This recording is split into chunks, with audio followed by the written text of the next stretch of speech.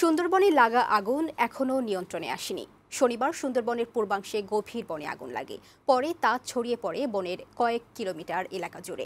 আগুন নেভাতে বন বিভাগ, ফায়ার সার্ভিস এবং নৌবাহিনী ও কোস্টগার্ড সদস্যরাও কাজ করছে।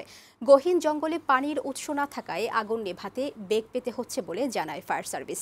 সংবাদদাতাদের সাথে নিয়ে জানাচ্ছেন তারেক শিকদার। দেশের ফুসফুস খ্যাত সুন্দরবনে এবার আগুনে পড়ছে।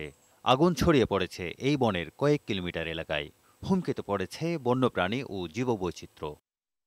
শনিবার বিকেলে সুন্দরবনের পূর্ব বন বিভাগের চাঁদপাই রেঞ্জের আমুরবুনিয়া এলাকায় প্রথম আগুন দেখতে পায় স্থানীয় বনজীবী ও বন বিভাগের কর্মীরা। ধীরে ধীরে সেই আগুন ছড়িয়ে পড়ে আশপাশে। একদম চাঁদপাই রেঞ্জের একদম আমুরবুনিয়া স্টেশনে এখান থেকেই কিন্তু আগুনের সূত্রপাত। বন বিভাগের কর্মীরা প্রাথমিকভাবে আগুন নেভানোর চেষ্টা করে, পরে আসে ফায়ার সার্ভিস কর্মীরা। তবে রাত হয়ে যাওয়ায় এবং পানিসহ প্রয়োজনীয় সরঞ্জামের অভাবে তারা কাজ করতে পারেনি। রোববার সকাল থেকে আগুনে পানি ছিটাচ্ছে তারা, তবে আগুন পুরোপুরি নিয়ন্ত্রণে আসেনি। ফায়ার সার্ভিসের কর্মকর্তারা বলছেন, বনের ভেতরে পানি সংকটের কারণে আগুন নেভাতে সমস্যা হচ্ছে। ফায়ারটা একদিন আগেই হয়েছে। আমরা গতকালকে সংবাদটা পেয়েছি, আমরা কালকে রেকি করেছি। আজকে আমরা এটাকে কম্পার্টমেন্ট করার জন্য এবং কনফাইন করার জন্য আমরা কাজ করছি।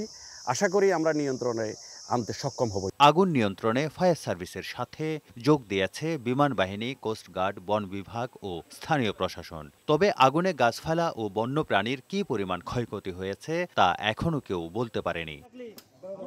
এদিকে আগুনের কারণ অনুসন্ধানে তদন্ত কমিটি গঠন করেছে ফায়ার সার্ভিস ও বন বিভাগ। তারেক শিকদার, বৈশাখী সংবাদ।